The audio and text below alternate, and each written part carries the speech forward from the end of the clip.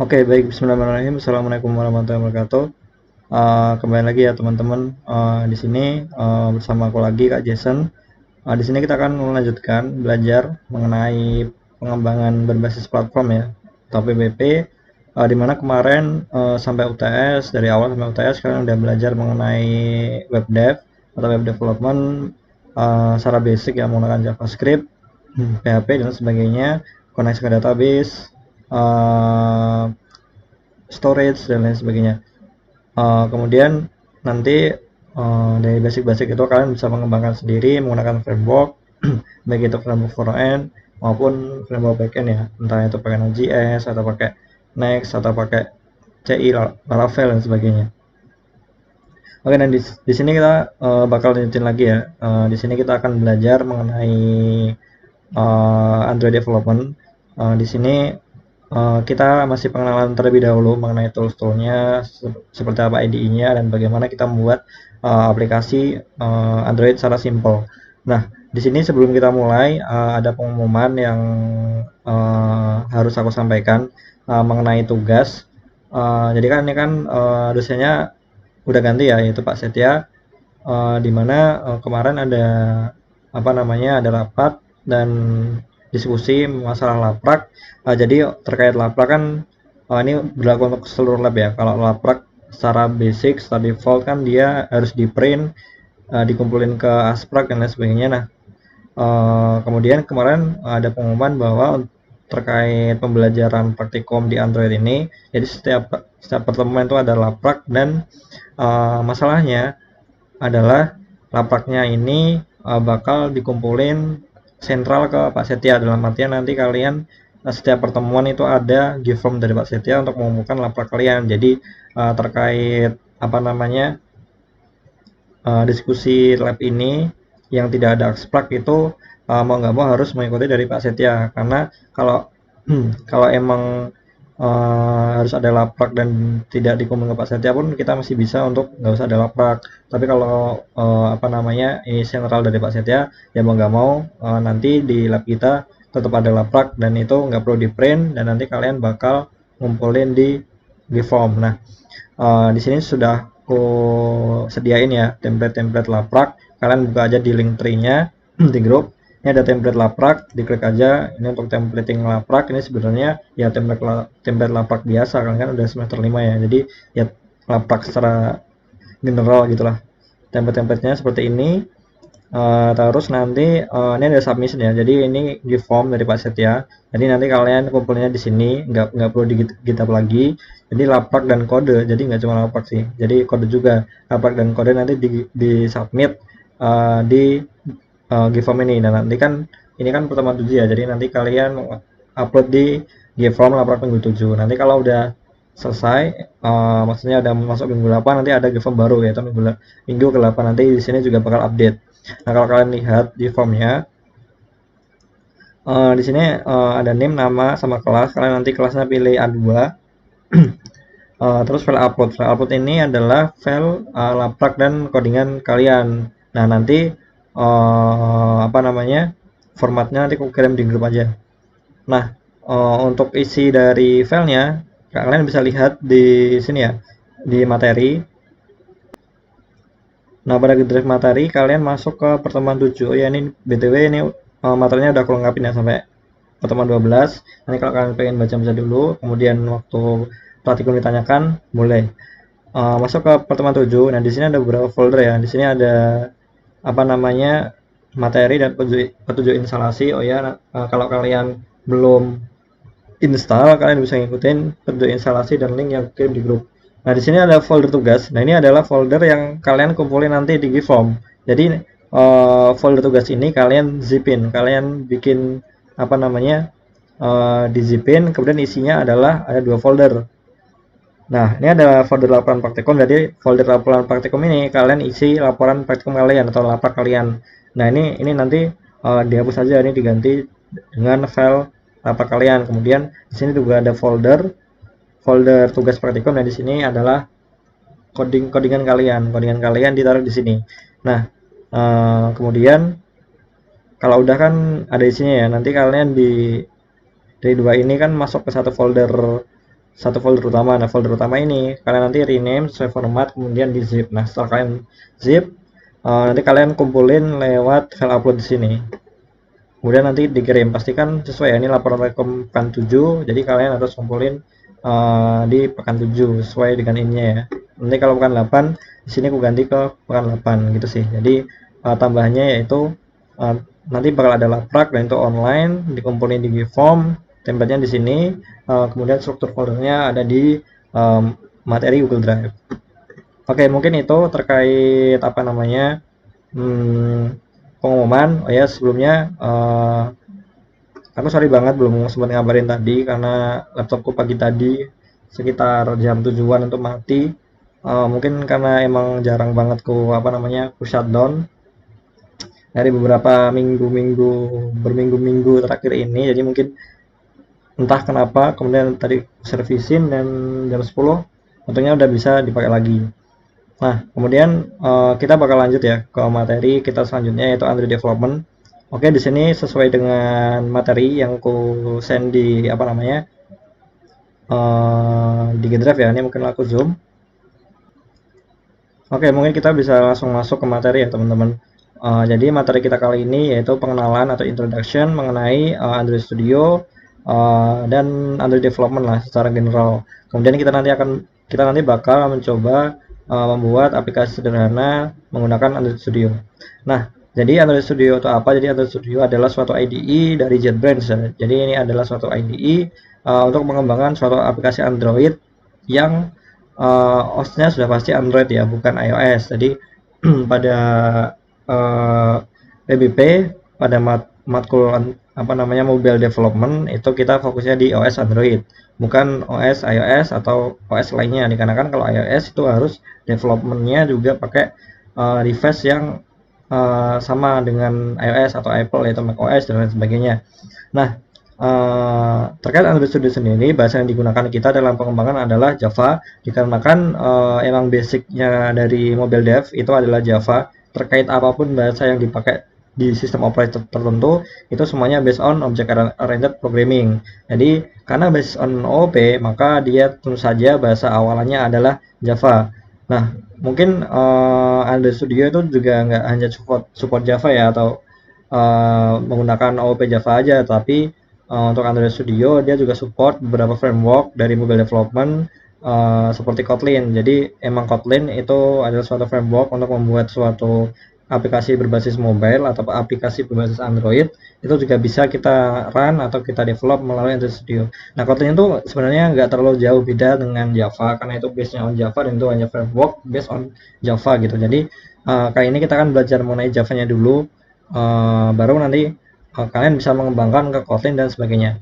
Ya, terkait bahasa pemrograman dalam mobile dev itu ada banyak banget contohnya. Itu tergantung juga berdasarkan sistem operasi. Jadi misal di sistem operasi Android itu ada Java atau Kotlin. Kemudian di aplikasi iOS itu ada Swift, bahasa pemrograman atau frameworknya. Kemudian kalau hybrid atau bridge-nya yang bisa double sistem operasi ya, dia bisa dijalankan di Android maupun bisa dijalankan di iOS, itu ada Flutter. Jadi untuk Flutter sendiri itu dengan kalian memahami object oriented programming di Java dan diimplementasikan dengan Android Studio, kalian mau ke Kotlin, mau ke Swift, mau ke Flutter dan lain sebagainya itu ya nggak perlu take time lagi karena ya sebenarnya basicnya sama. Nah, terkait Flutter sendiri itu emang bisa dikompil di dua OS maupun Android maupun iOS, tapi kalau kalian mau ngedevelop atau nge-compile atau menjalankan yang development kalian untuk iOS ya, kalian harus mendevelopnya melewati macOS. Jadi dengan macOS kalian bisa apa namanya merun aplikasi kalian yang dibuat di Flutter untuk iOS tuh bisa. Tapi kalau mau ke Android juga bisa. Tapi sebaliknya kalau kalian di Windows kalian tidak bisa compile ke iOS, tapi hanya bisa mengompil ke Android. Nah, itu untuk Flutter. Nah, untuk Flutter sendiri bahasa base-nya itu sebenarnya bukan Java, tapi untuk Flutter itu bahasa base-nya adalah Dart. Tapi balik lagi, Dart juga dibuat based on Java. Jadi everything is back on Java gitu. Kemudian kalau kalian tanya lagi apakah cuma ada tiga itu atau Java atau Kotlin, kemudian Swift atau kemudian bridge-nya itu Flutter, apakah ada selain itu? tentu saja ada banyak ya, kayak yang enak tuh mungkin React Native. React Native tuh ya based on TypeScript, JavaScript. Itu jadi kalian bisa ngoding dengan style-style React itu menjadi suatu aplikasi Android, suatu aplikasi mobile, maksudku aplikasi mobile based on React itu pakai React Native atau PWA gitu. Kemudian ada yang lain, ada Ionic, ada Cordova dan lain sebagainya. Kalau Cordova sendiri menurutku juga enak, tapi itu udah ketinggalan zaman karena konsep Cordova itu adalah dia membuat apapun yang codingan website kalian menjadi aplikasi mobile. Jadi entah kalian mau ngoding HTML CSS biasa pun itu juga bisa di aplikasi mobile lewat Cordova. Ataupun kalian pakai React. React itu bisa kalian pakai ngoding web pakai React dan webnya kalian pengen jadiin PWA atau diinstal di mobile, itu bisa pakai Cordova. Jadi enaknya pakai Cordova ya codingan web, tapi bisa dijalankan menjadi suatu mobile app gitu. Kalau Cordova ada juga Ionix itu based on React juga TypeScript, mirip-mirip React Native, tapi mungkin di Ionix ada beberapa sintak-sintak yang khusus atau yang beda gitu. Jadi ada berbagai macam framework. Tapi semuanya balik lagi ke generalnya yaitu Java, Object Oriented atau Kotlin. Nanti kalian kalau mau ke Flutter, Cordova ataupun Ionic ataupun React Native itu bisa itulah nggak banyak tag time lagi, tinggal menyesuaikan aturan-aturan sintaks dari masing-masing framework gitu. Nah, kemudian untuk Android Studio ini juga termasuk IDE ya, cuma sebagai IDE dari JetBrains, ataupun dulu kalian pernah ngoding Java pakai IntelliJ IDEA, yaitu salah satu perusahaan lah, yaitu JetBrains. Itu untuk introduction mengenai Android Studio secara singkat ya. Nah, kemudian kita mungkin langsung aja untuk membuat proyek aplikasi Android. Jadi kalian sebelumnya udah install ya. Kalau belum nanti ya ikutin aja instalasinya. Nah, kalau udah install dan mengkonfigurasi dan lain sebagainya, kalian tinggal buka aja untuk membuat proyek aplikasi Android. Nah, ini pengenalan toolsnya dulu ya. Jadi kita belum ke ngodingnya. Kita baru pengenalan toolsnya. Ini coba kita buka. Ini mungkin agak sedikit loading lama ya. Nah, ini kalau kalian bekas ngoding berarti kalian akan buka codingan terbaru kalian. Tapi kalau kalian awal berarti kalian tinggal create new project aja, ngikutin step dari UI-nya. Kalau kalian dari project mau ke new, tinggal ke file aja, ke file kemudian new project. Nah, di new project ini kalian bakal masukkan nanti kalian pilih dulu style apa, basic style apa yang ingin kalian coding, seperti apa tampilan utamanya. Kalau berhubung kali ini kita masih basic, kita ke empty dulu ya, empty activity. Nah, empty activity kemudian kita klik next. Nah, kalian habis ini bakal mengisikan berbagai field. Yang pertama adalah name, itulah nama aplikasi kalian, misal P01, maksudnya plug 01 ini init. Kalian ini masih project awal dan masih pengenalan tools. Nah, nanti ketika kalian membuat name atau nama project kalian, otomatis package name-nya dia akan mengikuti untuk titik terakhir adalah nama dari project kalian. Kalau kalian mau ganti nama package terserah, mau nama package bebas terserah. Nah, untuk save location ini kalian terserah mau di save di mana. Kalau kebetulan aku di D. Kemudian language-nya juga Java. Kemudian minimum SDK. Minimum SDK-nya terserah kalian. Jadi di sini aku pilih default aja ya, yaitu Lollipop.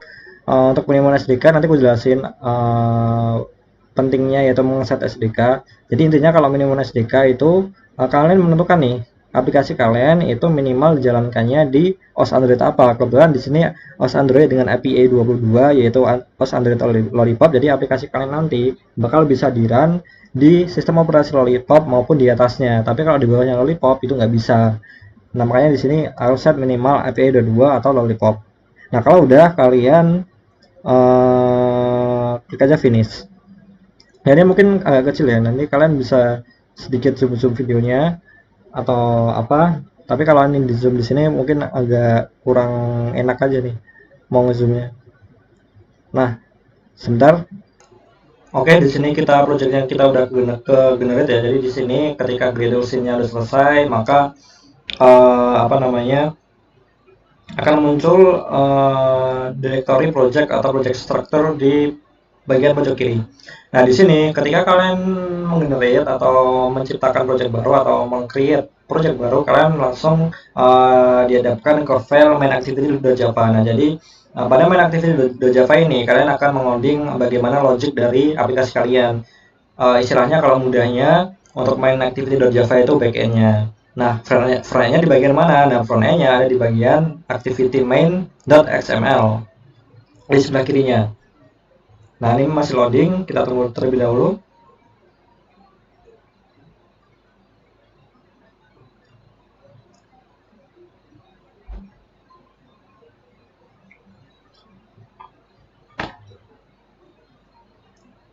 Nah, pada bagian di sini ini merupakan tempat untuk kalian mendesain tampilan aplikasi kalian itu menggunakan bahasa atau istilahnya XML ya. Jadi di sini kalian klik aja di code di bagian pojok kanan. Di sini ada tulisan code. Kalian klik aja. Nah, di sini adalah coding-codingan untuk membuat tampilan kalian atau front end dari aplikasi kalian. Kalau di spread ini bisa melihat codingannya sekaligus kira-kira tampilannya seperti apa.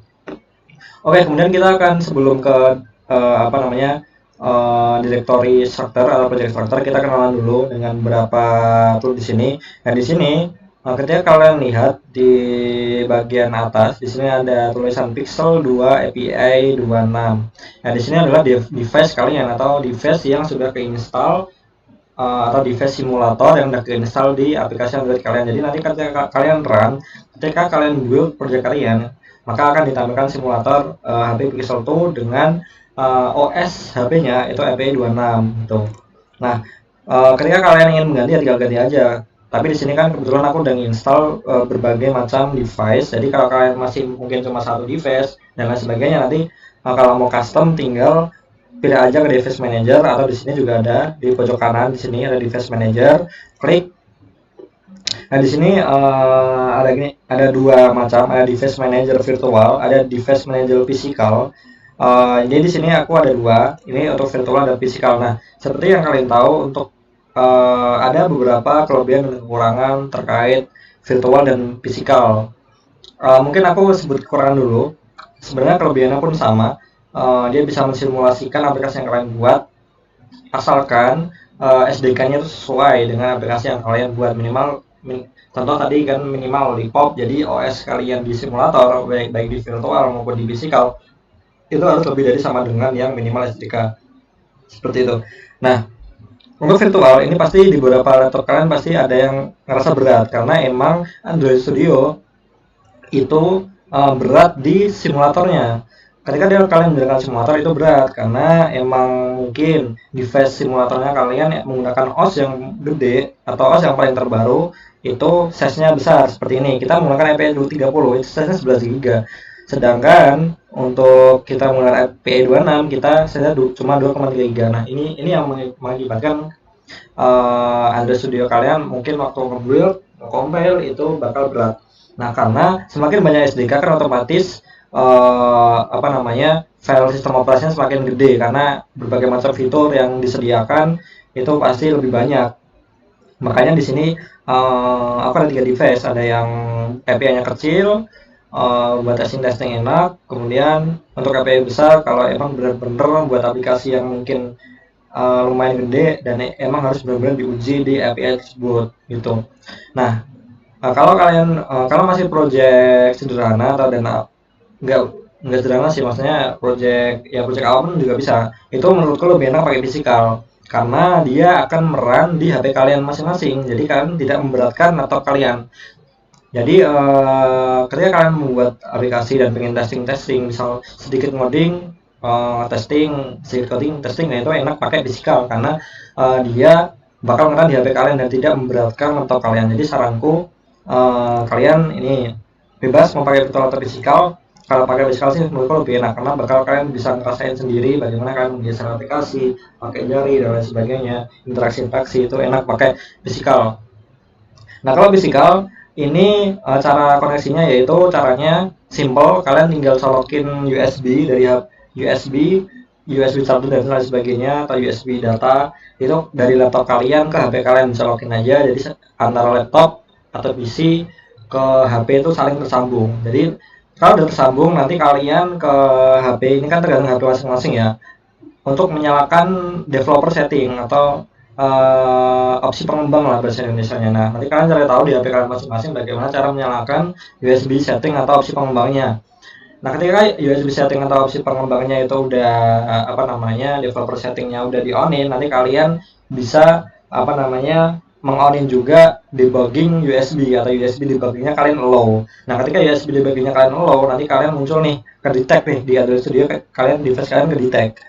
Nah, jadi device-nya ke detect, berikut juga API dari atau sistem operasi dari Android kalian. Nah, nanti kalau udah, nanti kalian tinggal run, nanti auto nge-run di HP kalian. Nah, kalau kalian pengen nampilin di monitor juga, kalian bisa mirroring layar HP ke monitor laptop kalian. Nah, bagaimana cara mirroring yang seamless atau yang tidak ada delay, mungkin minim delay, itu saranku kalian menggunakan screen copy. Screen copy itu nanti kalian set aja di GitHub, ada yang namanya SCRCPY, tulisannya itu SCRCPY ya. Jadi SCRCPY atau screen copy itu nanti akan memirroring layar HP kalian ke layar monitor. Misalkan kalian pengen presentasi nih, pengen presentasi project kalian, tapi kalian pengen nggak memberatkan laptop kalian, ya udah run di HP lewat physical, kemudian mirroring layar HP-nya ke laptop, itu jauh lebih ringan daripada pakai virtual gitu sih.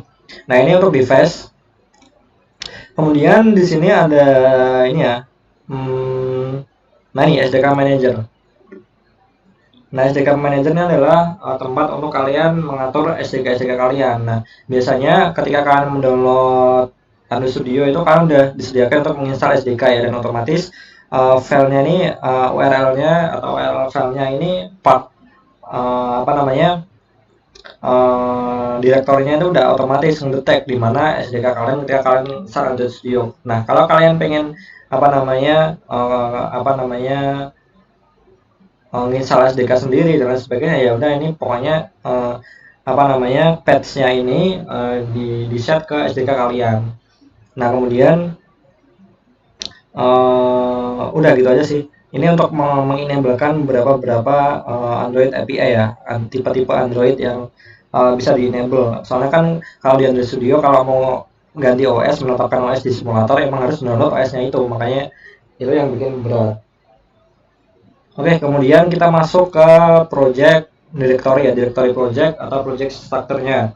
Nah, di sini ada beberapa ngoding kalian tuh ada di app ya. Di sini bakal ke-generate dua folder yaitu app app dan Gradle script. App itu untuk kalian development dan Gradle script itu untuk kalian build. Pengaturan build ada di Gradle script. Nah, di sini ada 3 folder lagi atau subfolder di bagian app. Ini ada manifest, ada Java, ada REST. Nah, untuk manifest ini adalah isinya adalah Android Manifest XML, dan untuk Android Manifest XML tersendiri itu isinya adalah informasi-informasi general mengenai project kalian. Misal di sini ada ikon dari project kalian itu apa. Ini URL-nya dari map IC Launcher. Ini maksudnya adalah ini berada di folder map. Map itu biasanya ada digunakan untuk menyimpan ikon atau vektor-vektor dari Android Studio. Kemudian ikonnya yaitu IC Launcher. Kemudian nama aplikasinya yaitu Prak 01 ini dan lain sebagainya. Nah, apa namanya?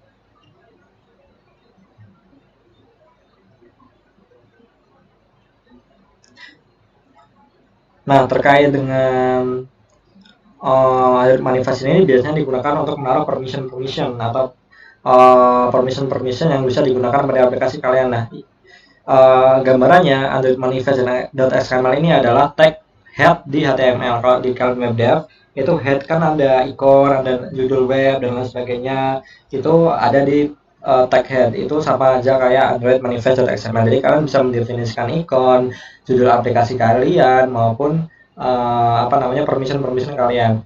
Permission maksudnya kayak gimana? Jadi contohnya gini, kalau di web dev itu kalian kan ada apa namanya, library kan dimasukkan ke head atau dan sebagainya. Nah, itu kalian juga ada meta tag. Nah, kayak gitulah istilahnya. Nah, permission di Android Studio itu adalah permission yang digunakan untuk mengakses sistem dari HP yang diinstal dari aplikasi. Nah, misal jadi ketika aplikasi dibuild itu tidak udah pasti semuanya diblok untuk mengakses segala sesuatu yang ada di HP yang terinstall. Makanya kalau kalian download aplikasi baru misalnya di Play Store, di App Store dan sebagainya. Itu kalau kalian buka aplikasinya.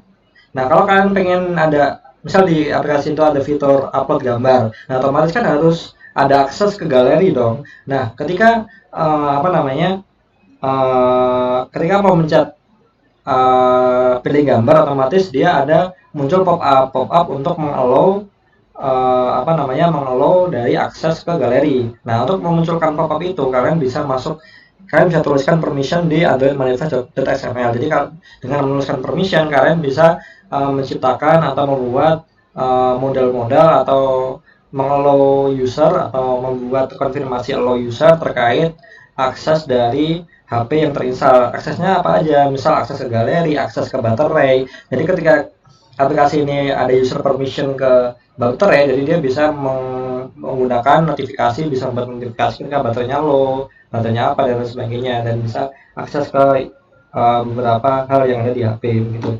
Nanti bakal kita pelajari di pertemuan selanjutnya. Nah, itu terkait manifest. Kemudian di Java ini ada 3 folder, yaitu yang pertama ini adalah codingan backend kalian, codingan logic dari aplikasi kalian. Kemudian ada Android test untuk menjalankan Android testing. Ini untuk instrumental test saja. Instrumental test itu adalah testing yang apa ya, cuma coba-coba lah. Kemudian kalau yang tes ini, tes beneran ini bukan testing yang coba-coba, tapi ini beneran dipakai untuk unit testing gitu.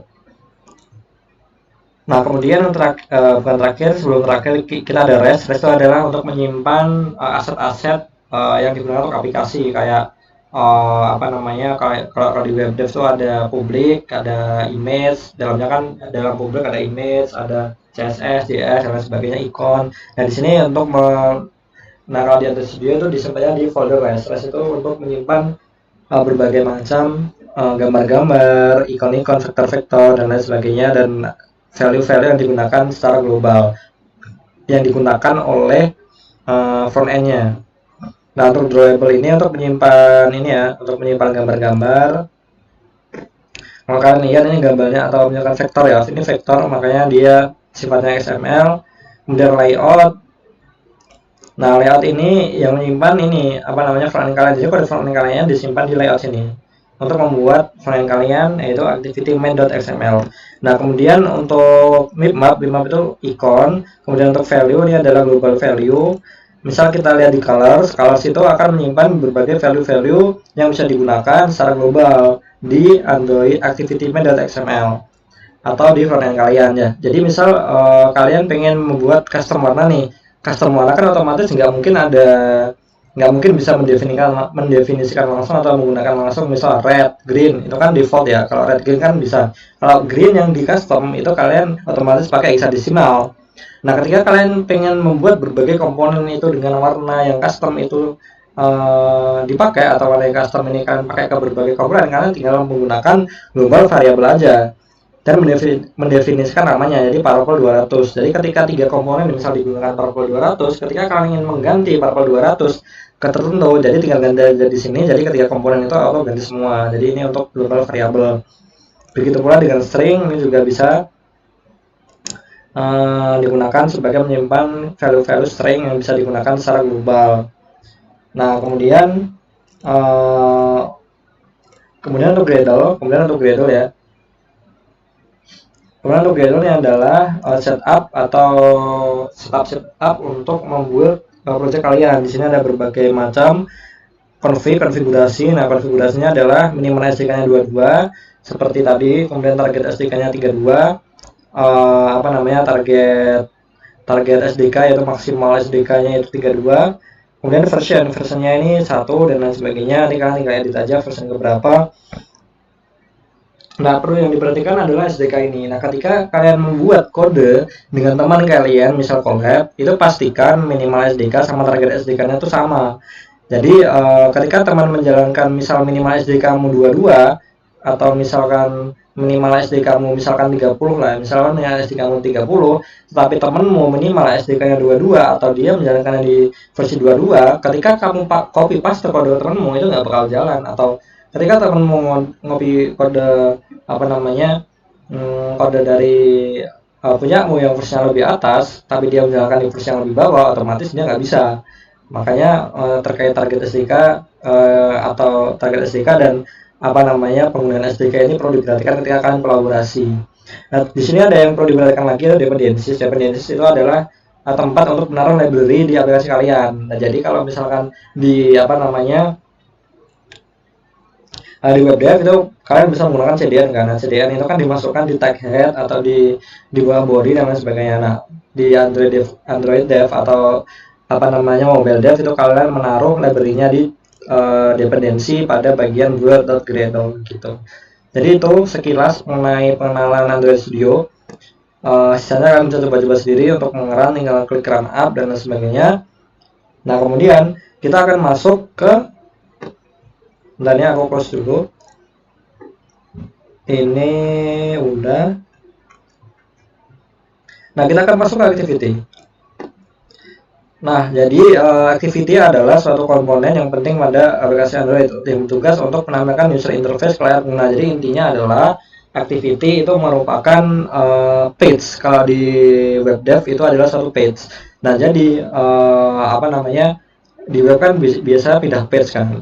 Nah, kalau pindah page kan itu namanya ya udah direct ke page lain, direct ke page lain. Nah, kalau di mobile dev itu istilahnya adalah activity, pindah ke activity lain, dari activity ini pindah ke activity ini. Kalau di web dev ya dari page ini pindah ke page ini, dari page yang lain pindah ke page yang lain juga. Itu sama aja intinya, activity sama page. Nah, dalam activity ini user bisa apa namanya melakukan banyak hal dan lain sebagainya. Dan dalam suatu activity dia akan memiliki berbagai macam state yang default ada di aplikasi kalian, atau di Java atau di Kotlin atau di Android Studio. Itu ada berbagai macam state yang nanti kita akan jalankan satu-satu. Misal ketika dia buka aplikasi maka akan menjalankan state on create. Ketika akan menutup user menutup aplikasi atau menutup activity, dia akan menjalankan state on destroy dan lain sebagainya.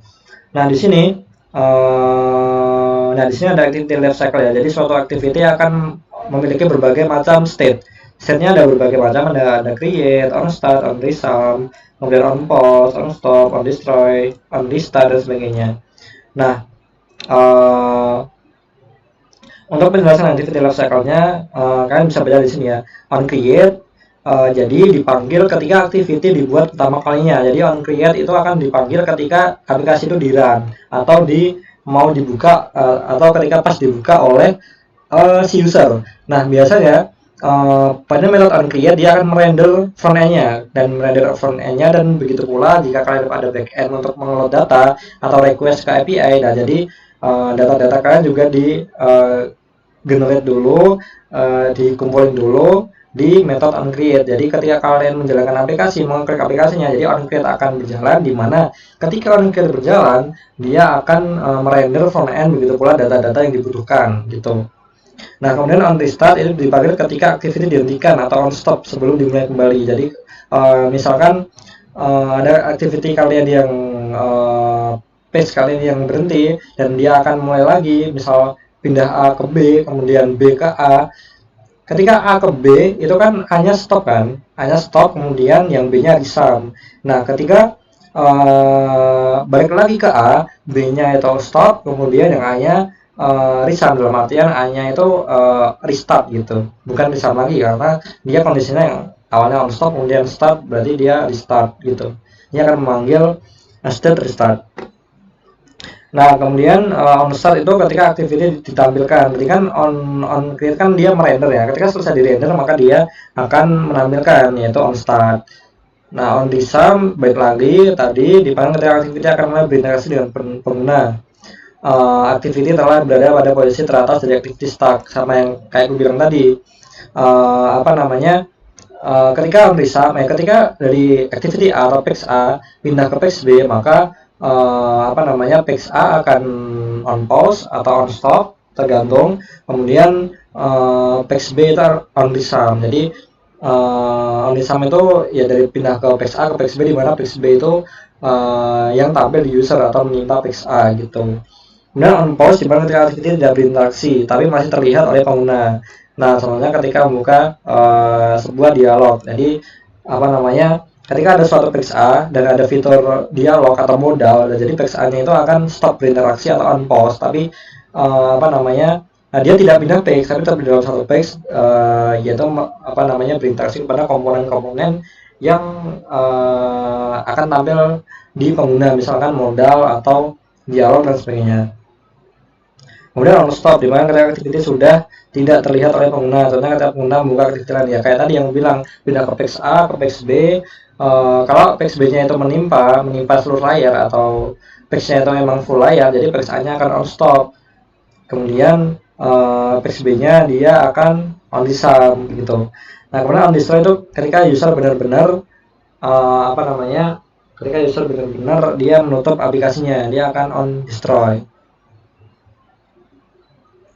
Nah, on destroy ini ada juga ketika user mengganti itu ya, dari vertikal ke horizontal. Ada kan aplikasi misal Google Chrome dari vertikal ke horizontal beda. Nah, ketika aplikasi dari vertikal ke horizontal maupun horizontal ke vertikal, dia akan manggil on destroy.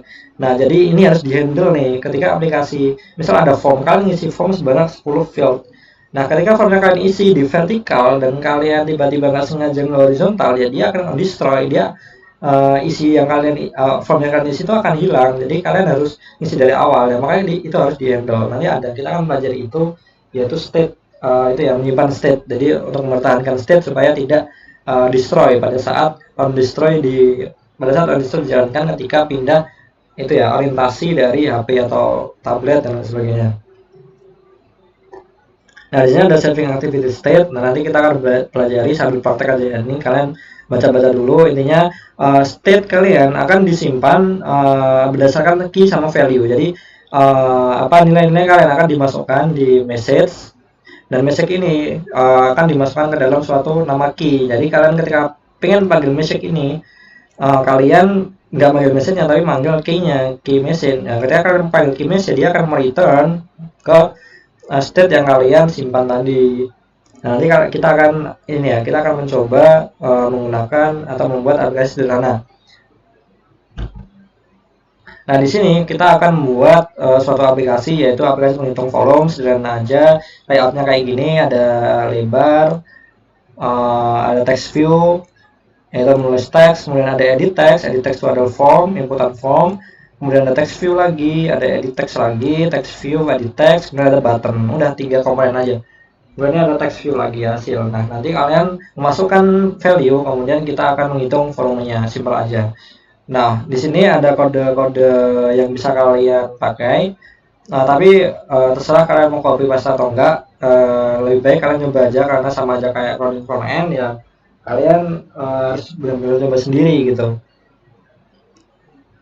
Nah, mungkin kita akan perhatikan sembari itu ya, apa namanya, sembari lihat gimana proses dalam membuat aplikasi sederhana. Oke, jadi kita akan langsung aja, kita hapus semuanya aja ya biar enak dilihat. Kita sisakan front end sama logiknya, main activity. Oke, sebentar. Android manifest. Nah, di sini ada satu konfigurasi lagi ya di Android manifest, bahwa di activity ini Android name-nya yaitu main activity. Jadi ketika kalian menjalankan aplikasi pertama, yang di render adalah segala sesuatu logic yang ada di main activity. Jadi kalian bisa mengganti ini terserah kalian. Ketika kalian punya beberapa activity, ya activity mana dulu yang kalian tampilkan, kalian ngaturnya di sini ya. Nah, kebetulan ini cuma satu activity kan, satu page, jadi page yang menampilkan pertama adalah main activity gitu. Oke, kita mencoba ke activity main nih, coba ku hide, kemudian ini diperbesar sebentar. Ini ya, kira-kira tampil kayak gini. Oke, kemudian di sini ada berbagai layout ya. Di sini jadi dalam Android Studio, dalam front end-nya itu ada beberapa layout. Yang pertama adalah constraint layout, ada linear layout, kemudian ada scroll view. Jadi ketika kalian ingin men-scroll, pengen membuat tampilan kalian bisa di-scroll, kalian bisa pakai scroll view. Nah, ketika kalian pengen menggunakan pengen mengatur secara leluasa elemen-elemen kalian, yaitu menggunakan padding, menggunakan margin dan lain sebagainya untuk mengatur secara bebas, itu kalian bisa menggunakan constraint layout. Nah, ketika kalian ingin benar-benar apa ya, teratur. Misal kalian buat button, terus kalian buat button lagi, itu buttonnya otomatis di samping atau di bawah, itu kalian bisa menggunakan linear layout. Nah, kita coba menggunakan linear layout ya. Kita menggunakan linear layout, jadi tampilannya benar-benar rapih. Habis ketika kita buat elemen, ya elemen barunya ke bawah, di bawah elemen yang sebelumnya. Jadi kita nggak perlu lagi mikirin padding, margin dan sebagainya, kecuali kalian emang dibutuhkan untuk membuat aplikasi yang UI-nya itu emang butuh suatu customisasi yang sedikit kompleks ya. Itu menggunakan konsol layout justru lebih enak daripada linear layout gitu. Nah, kita ganti dulu. Oh ya, kita kan pengennya tadi ketentuannya di apa namanya, di PDF-nya kita menggunakan scroll view. Jadi linear layout-nya kita taruh di bawah nanti. Jadi linear layout dibungkus oleh scroll view. Jadi linear layout kita itu bisa di scroll gitu. Jadi ini diganti aja Android X control layout-nya. Kita ganti menjadi scroll view. Scroll view. Nah, di sini scroll view, kemudian layout width-nya ini match parent bener. Jadi di sini ada dua, match parent sama wrap content. Jadi untuk match parent itu adalah width-nya itu menyesuaikan width dari parent. Nah, kalau wrap content itu width-nya menyesuaikan atau width atau height-nya menyesuaikan dengan elemennya. Sesimpel itu sih.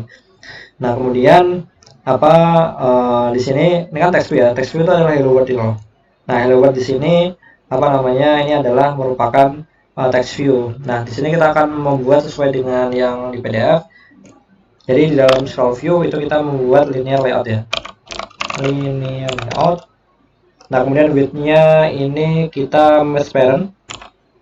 Kemudian untuk height-nya itu berkonten. Nah, kenapa nggak match parent? Karena kita pengen di scroll kan. Jadi untuk width, untuk tinggi dari kontennya itu menyesuaikan ya, menyesuaikan kontennya. Kalau kontennya melebihi resolusi dari HP ini, maka dia akan scroll. Makanya dia menggunakan beberapa konten sesuai dengan panjangnya dia.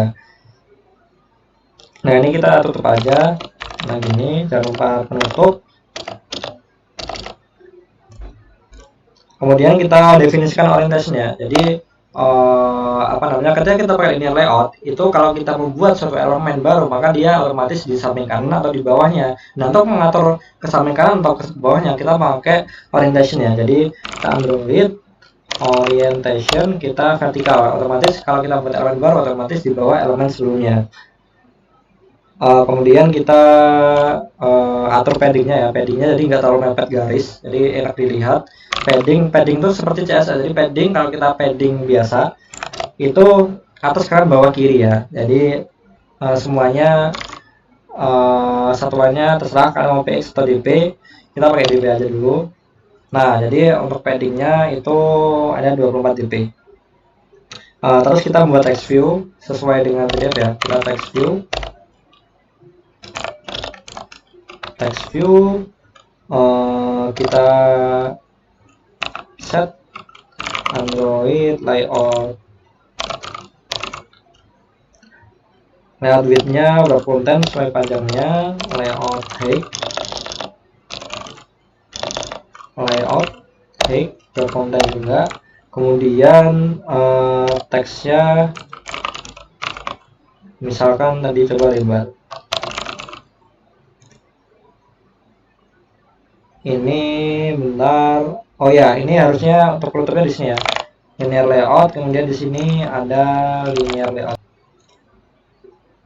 Nah, kita kalian buat linear layoutnya. Jadi ininya lebarnya ini kalian nggak apa namanya, nggak mepet. Jadi ada paddingnya. Bentar, ini kenapa? Oh, ini harusnya scroll view. Tadi garis sendiri ya. Scroll view. Nah, oke, aman.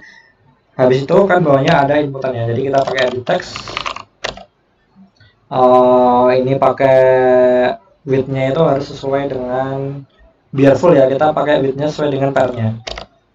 Kemudian height-nya berkonten, enaknya berkonten aja. Ini berkonten. Kemudian jangan lupa kalau kalian punya apa, ini namanya field inputan, kan harus definisikan ID. Bentar, ini ikut dulu. ID-nya misalkan kita menggunakan ini ya, id width, kemudian sebentar nih ID-nya harusnya ID. Nah, harus pakai ini ya. Ini mendefinisikan bahwa attribute ini adalah suatu ID. Kemudian kita kita ini kan inputan number ya. Input type-nya jangan lupa kita number ya, kayak membuat input di HTML, input type number, type text dan sebagainya. Kemudian kita mungkin dibuat margin ya, margin ke bawah jadi nggak terlalu mepet nanti. Margin bottomnya kira-kira 16 dp.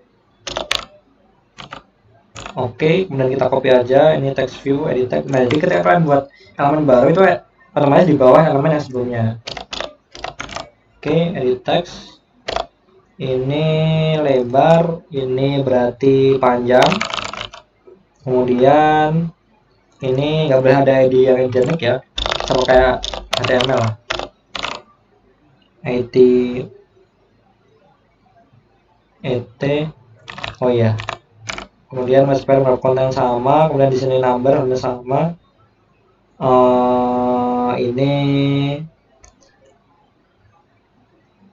coba kita set numbernya itu coba number desimal, lebih bagus number desimal karena number dia bisa desimal bisa float. Nah, kemudian kita buat satu lagi untuk yang lebar ya.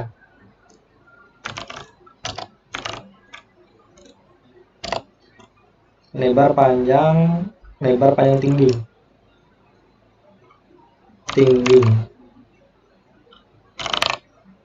tinggi di sini hey. Nah, harusnya udah sedikit aman ya. Kemudian kita langsung button.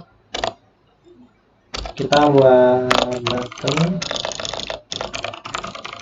button Android width-nya dia harusnya enak match parent karena width-nya menyesuaikan, biar full. Kemudian ada konten, kemudian ID, jangan lupa ID kita buttonnya ID-nya btn calculate. Oke, aman. Kemudian teks kita kasih nama buttonnya teks ini hitung volume. Oke, aman. Kemudian kita pakai text full lagi ya, karena di bawahnya kan ada hasil. Kita pakai text view. Oke, kita pakai text view. Ini text view-nya harusnya transparent biar enak, biar tengah. Konten. Kemudian kita kasih ID. ID-nya ID TV result. Nah, kemudian kita margin top biar nggak terlalu mepet. Margin top 18 coba. Lumayan. Kemudian kita tekankan ya text elemennya center. Nah, makanya kita tadi menggunakan span ya supaya width-nya itu full satu linear layout gitu ya. Kemudian text style-nya bold.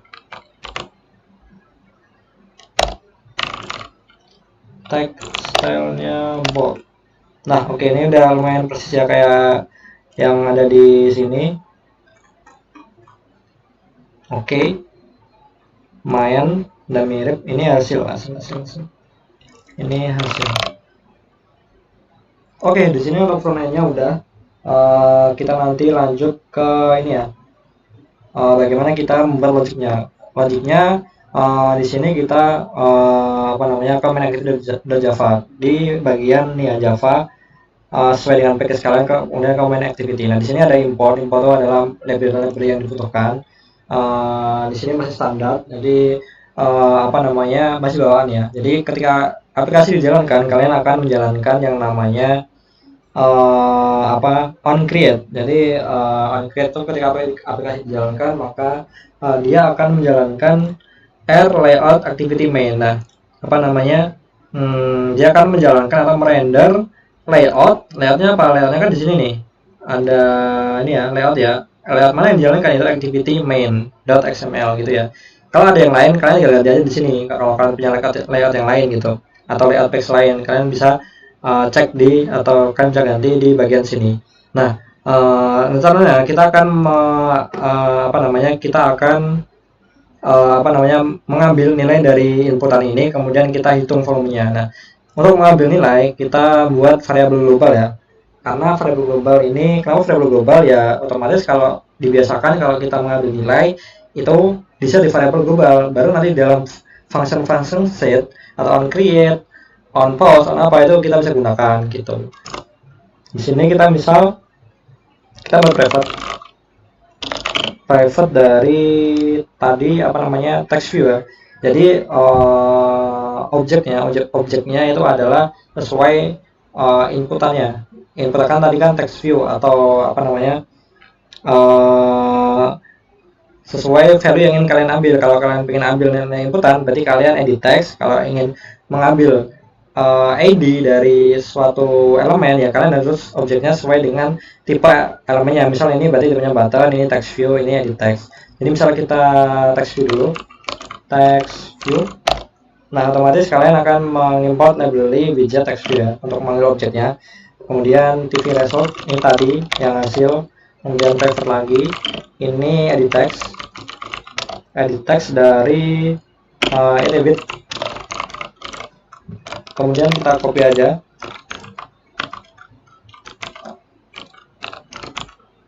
bentar, kita copy di sini et height, et line, kemudian udah ketika kita ketika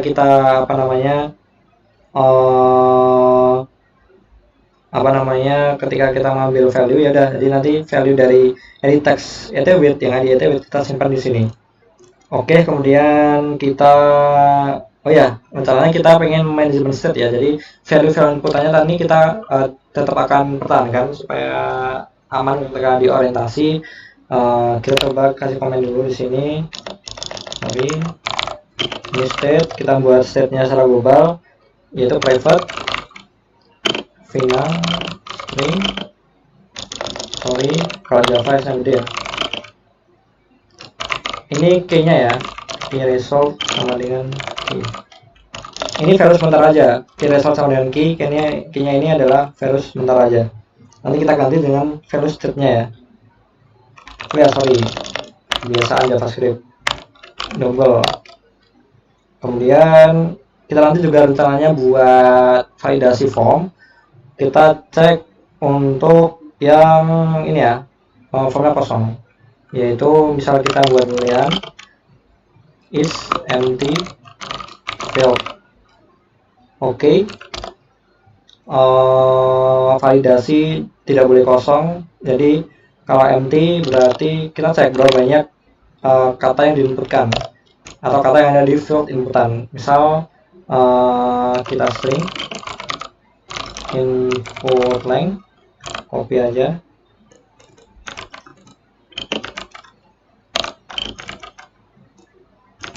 input length, input width, sama input height.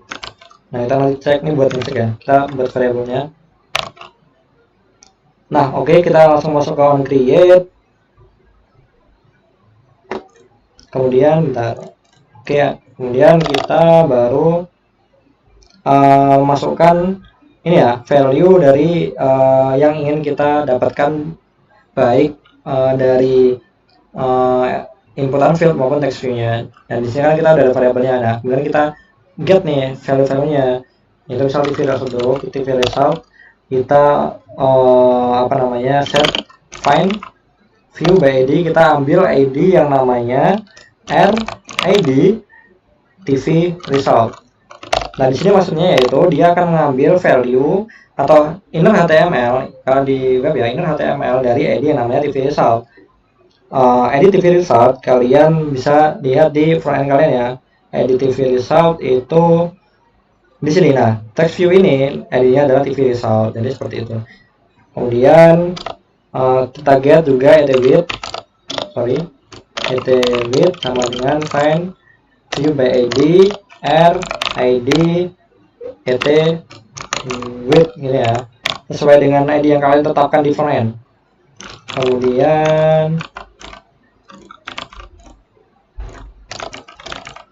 kita kopas saja et height, ini et height, kemudian et length, ini et length. Oke, aman.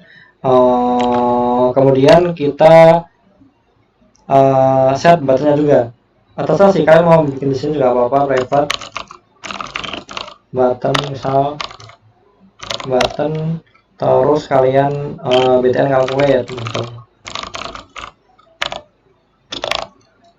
Kemudian buttonnya btn calculate sama dengan find view by id and id button ya kan, btn calculate. Oh ya. Nah, kemudian kita tes nih, kita kan udah dapat filenya, kemudian kita masukkan, kita klik button hitung, maka kita akan menjalankan function apa. Nah, kalau di JS itu tinggal id ini atau button on click ini kan, button on click function kan. Kalau ini on click listener, sama aja sih. btn calculate on click listener, kemudian dia objeknya view, kemudian ini benar. Nah, ini lebih enak daripada yang di modul. Enak ini, jadi kalian hanya butuh satu function kemudian di jalan. Kemudian kalian naruh logiknya di bagian sini. Daripada kita mendefinisikan view dan membuat function terpisah, mending langsung set on click listener return atau dari objeknya view gitu. Objek ini nanti enaknya kita buat modular ada ya. Jadi misalkan kita punya berbagai macam button, nanti kan tugas kalian kan buat button lain kan. Nah, enaknya kita membuat yang modular ada function get result. Ini untuk melihat apa namanya menghitung dari apa yang kalian inputkan, itu get result.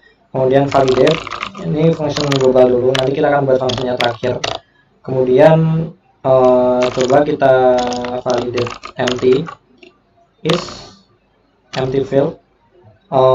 Kemudian ketika tidak empty kan kita validate dulu kan, ketika empty maka akan mengembalikan sesuatu, nanti kita buat. Nah, ketika tidak empty maka kita hitung nih, kita hitung dari result 3, misalkan akan mengambil resultnya. Kemudian kita double volume. Kenapa double padahal yang different itu desimal? Karena kita jaga-jaga suatu saat ketika programnya emang get value desimal, maka dia bakal ngehandle double.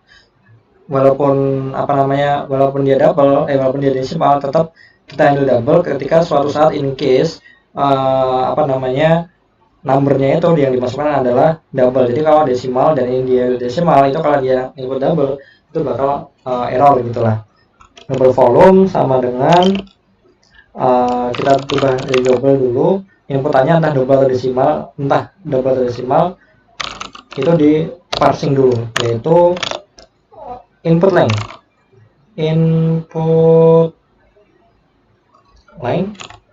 Oke.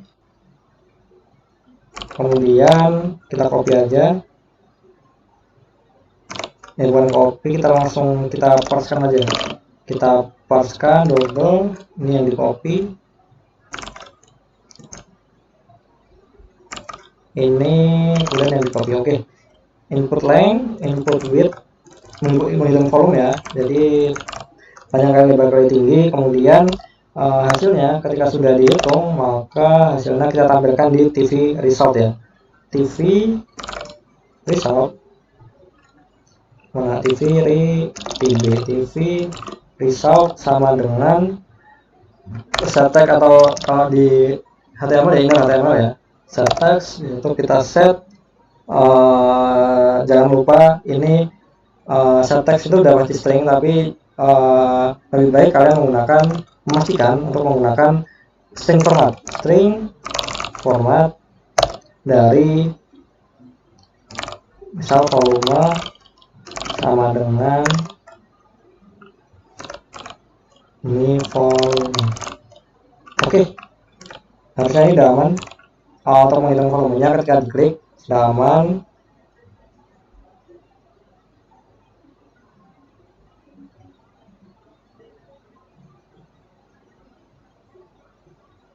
Nah, kemudian kita buat handle ya, kita buat handle untuk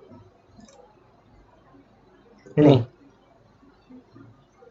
untuk menyimpan state dalam field input yang kita inputkan supaya tidak hilang ketika orientasinya diubah. Kita buat conditional, yaitu save instance tidak sama dengan 0,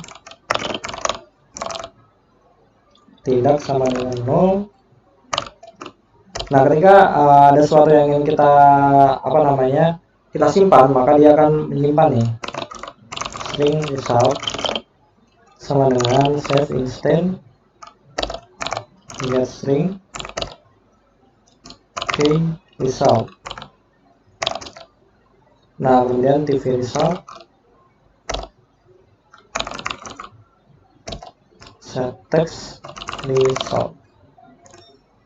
Oke, di sini jadi untuk save instance state ini ketika ada atau save instance state ada value yang disimpan itu ada, maka kita akan menggunakan value yang disimpannya sesuai dengan key-nya, kemudian kita tampilkan ke hasil tadi. Jadi kita akan menyimpan nilai hasilnya supaya ketika kita habis submit dan berganti orientasi, maka hasilnya itu tidak akan hilang. Itu menggunakan save instance state. Kemudian kita buat function yang ini get result. Kita buat function misal protected get result ini harusnya kita buat di luar aja biar lebih enak. Protected get result ini kita ambil nilainya ya, kita ambil nilainya input length, sebentar, input length tadi, string input length, input width, input height, sini input length, kemudian ini sama dengan length, value-nya yang didapat ya, value-nya yang didapat, kemudian get text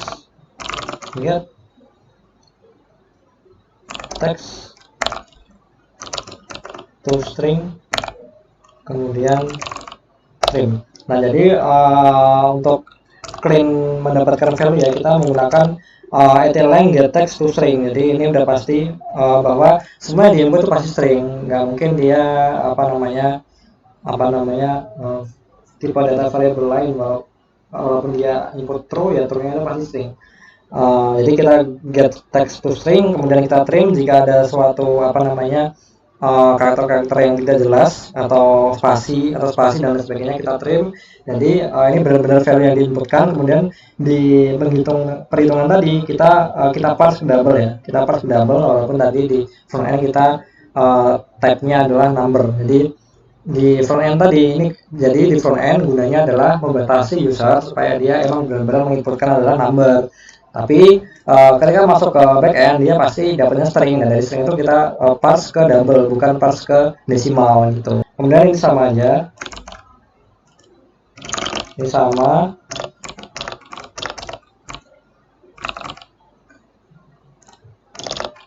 ini gini, kemudian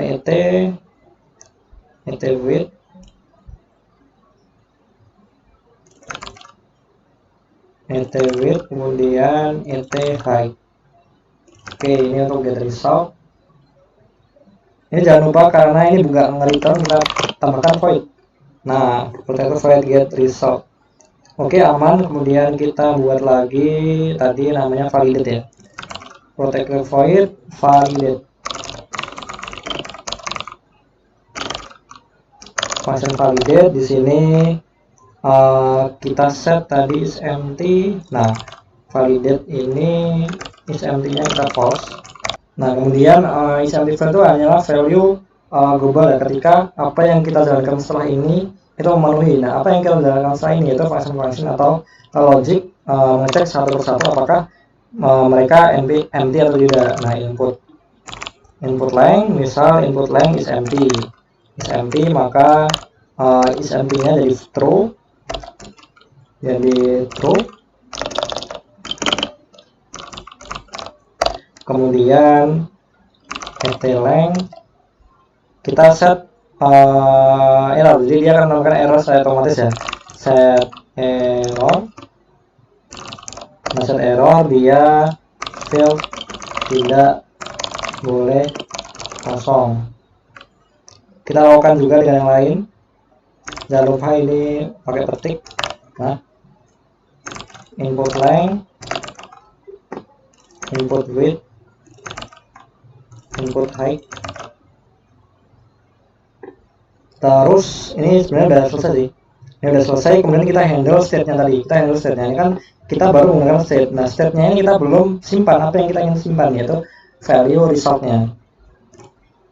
Kita buat function untuk state, yaitu onSave instant. Nah, ini dia kan otomatis keluar nih, tinggal diklik aja, otomatis dia akan membuat dari override-nya. Ini onSave instant, ini udah default aja. Kemudian kita simpan apa nilai yang ingin kita simpan ke state supaya nilainya tidak hilang, yaitu value hasilnya kan, yaitu string calculation result itu sama dengan tv result get text to string. Nah, otomatis kan resultnya kita simpan ya ke variable calculator result, kemudian kita masukkan ke dalam state. Misal kita ini kan outset ya, state yang didefinisikan adalah outset. Nah, outset put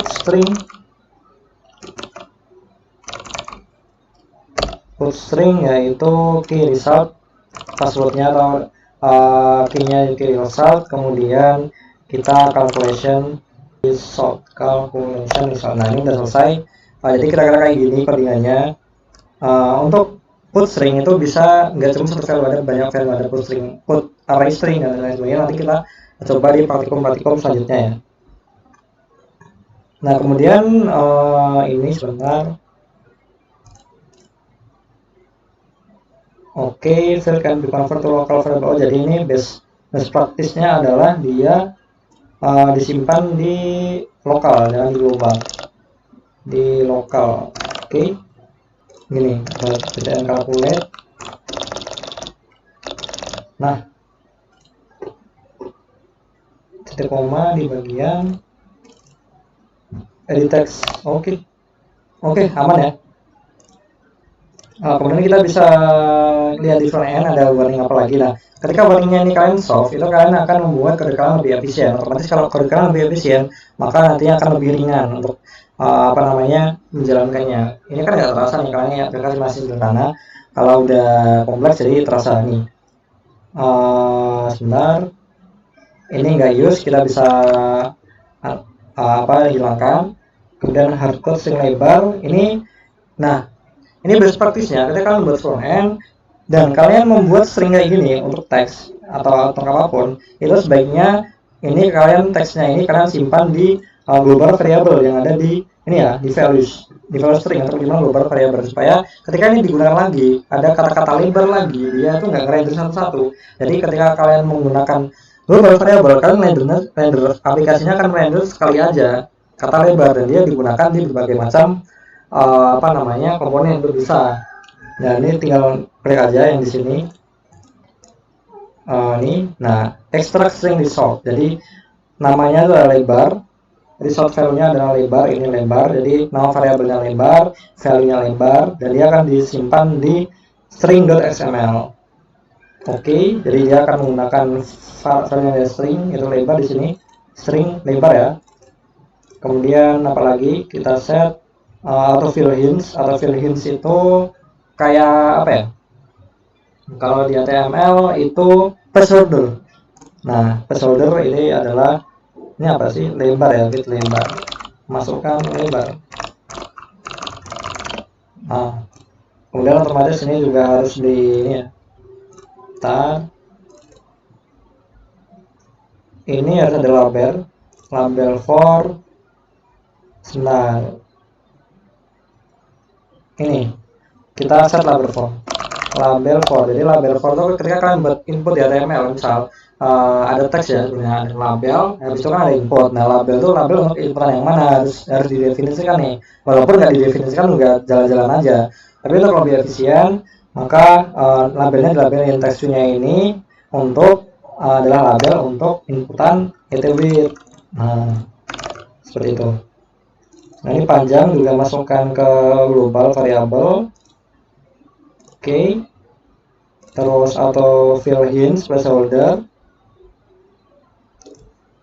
Sebentar. Ini nggak muncul. Nah, auto fill hints ini masukkan apa sih? Panjang. Oke.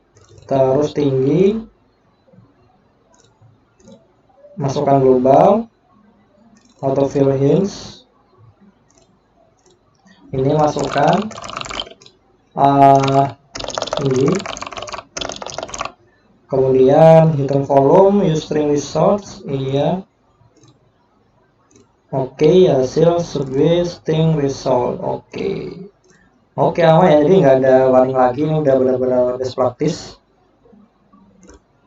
Ini apa lagi nih? Oh, udah best practice dari front end maupun back end-nya udah aman. Kemudian kita tinggal run aja ya. Nah, semisal kita melakukan ini ya, pakai HP, kemudian kita apa namanya, kita set ke sebentar screen copy, misal cmd kode, kemudian tools, kemudian cd. Oh, nah.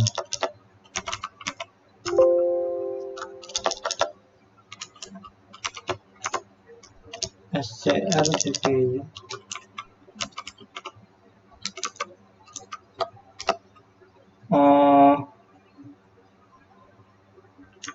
Aku nyimpennya apa ya, bentar ya,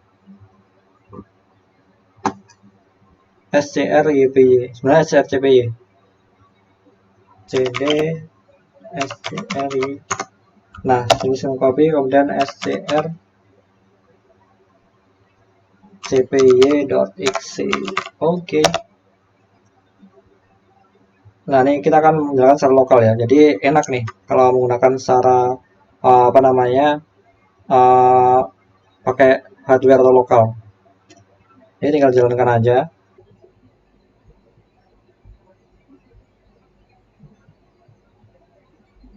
Nah, ini ya, jadi kalian bisa ini apa namanya, menjalankan di lokal apa namanya, lokal HP kalian. Nah, lebarnya tinggal di apa namanya, set aja, misal 32, kemudian tingginya 3, banyak 3, tingginya 4, kemudian hitung volume. Nah, ini udah aman ya untuk apa namanya, untuk yang lokal. Coba kita tes untuk yang virtual, kita close aja.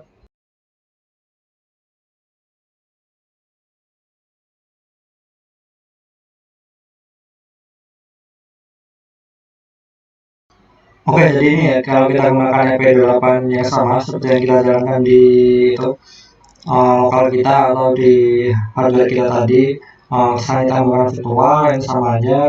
Kalau kita set lebarnya 32, panjang 32, tinggi 32, kemudian kita hitung volume, maka dia akan menunjukkan hasilnya.